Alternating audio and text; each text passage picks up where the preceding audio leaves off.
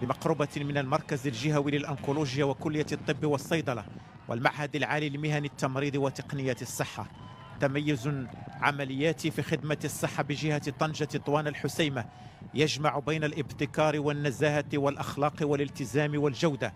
وهو تجسيد للعناية الملكية الفائقة والرعاية الدائمة التي يوليها صاحب الجلالة الملك محمد السادس نصره الله لقطاع الصحة ببلادنا وموارده البشرية، بغية تأهيلها والرفع من كفاءتها وتجويد خدماتها المقدمة لفائدة المواطنين. فبفضل الرؤية الملكية المتبصرة وضعت الأوراش والمخططات الإصلاحية الكبرى الإنسان في صلب الاهتمام وفي قلب السياسات العمومية في إطار ميثاق وطني من أجل تحقيق التنمية الشاملة والمستدامة. فقد ساهمت الإصلاحات الكبرى التي باشرها المغرب خلال ما يزيد عن عقدين من الزمن وتعززت بجيل جديد من الإصلاحات والأوراش في وضع بلادنا في مرتبة أرفع على سلم التنمية والحداثة، دينامية تندرج في إطار إرادة ملكية راسخة لضمان تنمية شاملة ومندمجة وإرساء عدالة اجتماعية ونظام المساعدة الطبية وابتكار واعتماد أدوات إدارية حديثة وفق المعايير التدبيرية التي أثبتت نجاعتها في القطاع الخاص. ولتنزيل الورش الملكي لإصلاح المنظومة الصحية ووفقا للتعليمات الملكية السامية تم اعتماد 4 دعائم وركائز أساسية تتمثل في تثمين الرأسمال البشري وتأهيل العرض الصحي وتشكيل نمط حكامة جديد وخلق منظومة معلوماتية مندمجة متمحورة حول الملف الطبي الواحد. دينامية إصلاحية كبرى يأتي في قلبها المركز الاستشفائي الجامعي محمد السادس الذي تفضل صاحب الجلالة الملك محمد السادس نصره الله وأطلق عليه اسم جلالته الكريم، وذلك اعتبارا للمكانة الخاصة التي يوليها جلالة الملك نصره الله للقطاع الصحي وللعاملين به. فالمركز اختار نهج طريق التميز العملياتي ليكون بذلك رافعة للمنظومة الصحية الجهوية وخدمة المرضى والمرتفقين وجل الساكنة وكذلك الطلبة المتدربين وفقا لمهامه المقررة استنادا للقانون المنظم للمراكز الاستشفائية الجامعية. فالمركز الاستشفائي الجامعي محمد السادس بطنجة جوهرة المراكز الاستشفائية بعمارته المتفردة التي تجمع بين ما هو مغربي أصيل وعصري ومطابقته لأعلى مواصفات الجودة البيئية. تم إنجاز هذا المركز على يد كفاءات مغربية خالصة وإدارة مفوضة للمشروع من طرف الوكالة الوطنية للتجهيزات العامة، ورصدت له استثمارات تفوق قيمتها 2,400,000,000 درهم ممولة من ميزانية الدولة والصندوق القطري للتنمية. فهذه البنية الاستشفائية تعد من الجيل الجديد بطابعها العصري من خلال هندستها وجودة العلاجات التي تقدمها وإدماجها لتكنولوجيات دقيقة ومتطورة. فالمستشفى الرقمي الذي جهز به المركز يساهم في دمج المنظومة المعلوماتية الاستشفائية محورها تقديم أفضل خدمات الرعاية للمريض، بدءا من وضع الملف الطبي الموحد للمريض وهو نظام اطلع على خصوصيات جلالة الملك، نظام يتضمن معلومات لتدبير قائمة الانتظار وفتح الملف الطبي مع إصدار بطاقة فردية خاصة بالمريض برقم تعريف جهوي ونظام معلوماتي لأرشفة وثائق المريض وحفظها في ملفه الطبي.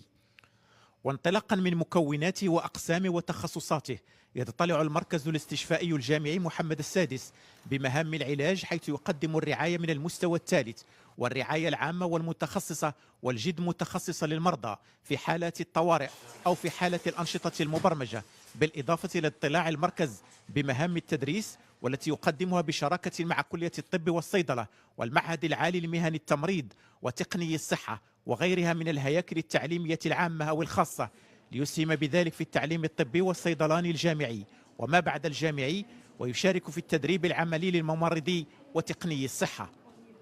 ويعد مستشفى التخصصات المؤسسة المحورية للمركز الاستشفائي الجامعي محمد السادس بطاقة تبلغ 586 سريرا يتكون بدور من قطب طبي وجراحي، ومصلحة طب الجهاز التنفسي، ومصلحة لأمراض الدم، ومصلحة لطب الغدد الصماء، ومصلحة طب القلب، ومصلحة الأنف والأذن والحنجرة، وغيرها من التخصصات الطبية.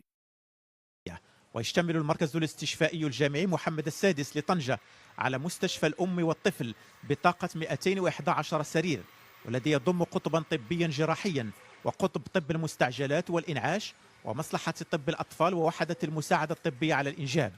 كما يحتوي المركز الاستشفائي الجامعي محمد السادس بطنجة على مصلحة للمساعدة الطبية الاستعجالية، ومصلحة للتصوير الطبي، ومختبرات لعلم الأحياء الدقيقة والجراثيم والكيمياء الحيوية، وعلم الدم والتشريح المرضي والخلوي، والوراثة البشرية والوراثة الخلوية، والطباعة ثلاثية الأبعاد، ومعدات طبية. المركز الاستشفائي الجامعي محمد السادس بطنجة يتوفر أيضا على جناح مركزي للعمليات الجراحية ب 31 قاعة، مجهز بمعدات وتجهيزات من الجيل الجديد، وبنظام تسيير معلوماتي بالكامل. كما يحتوي على صيدلية استشفائية مركزية يعتمد تدبيرها على نظام معلوماتي مندمج، ما يمكن من توزيع الأدوية والمستلزمات الطبية من الصيدلية عبر روبوت التخزين والتوزيع على المريض بمختلف المصالح الاستشفائية، بالإضافة إلى فضاءات للتنشيط العلمي البيداغوجي والتكوين، وقاعة كبيرة للمؤتمرات، ومهبط لطائرات الهليكوبتر، ومرافق تقنية وإدارية. لبنة جديدة تعزز مسار التنمية المستدامة بجهة طنجة طوان الحسيمة، وتسهم في عملية تطوير وتحديث منظومة الصحة الوطنية، كما تقدم دعما كبيرا للجهود الرامية إلى تعزيز وتحسين خدمات الرعاية الصحية وتقريبها من المواطنين. فالمركز الاستشفائي الجامعي الجديد يتضمن أيضا متحفا لحفظ الذاكرة يزخر بباقة من الصور والمؤلفات والأدوات العلمية التي تكشف للزائر عن التطور التاريخي للبنيات التحتية الاستشفائية على مستوى الجهة.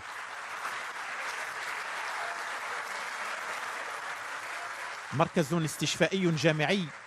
يعد المركز السادس من نوعه الذي يوفر خدماته على مستوى المملكة، إلى جانب المركز الاستشفائي الجامعي محمد السادس بجهة مراكش آسفي، والمركز الاستشفائي الجامعي محمد السادس بجهة الشرق، والمركز الاستشفائي الجامعي ابن سينا بجهة الرباط سلا القنيطرة، والمركز الاستشفائي الجامعي ابن رشد بجهة الدار البيضاء سطات،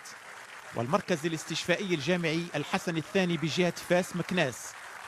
ويوجد مركزان استشفائيان جامعيان آخران في طور الإنجاز بكل من أكادير والعيون، فيما تمت برمجة 3 مراكز استشفائية جامعية أخرى بكل من مدن الرشيدية وبني ملال وقلمين. وكان جلالة الملك حفظه الله قد أطلق في ماي 2022 مشروع إنجاز المستشفى الجديد بن سينا بالرباط بطاقة استيعابية تفوق 1000 سرير، وذلك في إطار رؤية ملكية سديدة تهدف إلى تطوير وتعزيز البنيات التحتية الصحية. وبالموازاة مع ذلك سيتم إنجاز مركب استشفائي جامعي بتوجيهات سامية من صاحب الجلالة الملك محمد السادس نصره الله على مستوى جهة الداخل وادي الذهب، في إطار شراكة بين الدولة وجامعة محمد السادس لعلوم الصحة والمستشفى الجامعي الدولي محمد السادس. المركز الاستشفائي الجامعي محمد السادس بطنجة قطب طبي متميز يروم الإسهام بشكل ملموس في النهوض بقطاع الصحة والعلوم، ويطمح إلى مواكبة الدينامية الاقتصادية والاجتماعية التي تعيشها الجهة، وهو ينسجم مع أهداف البرنامج الطموح والواعد طنجة الكبرى الذي يحظى برعاية ملكية دائمة، ويجسد العناية الفائقة التي يخص بها جلالة الملك نصره الله رعاياه الأوفياء بمناطق شمال المملكة. فبرنامج طنجة الكبرى يولي مكانة متميزة لتطوير العرض الصحي بالجهة، وينضاف إلى مختلف المشاريع التنموية الكبرى التي أطلقها جلالة الملك بحاضرة البوغاز وعلى مستوى جهة طنجة طوان الحسيمة لتعزيز إشعاعها وجاذبيتها الإقليمية والدولية.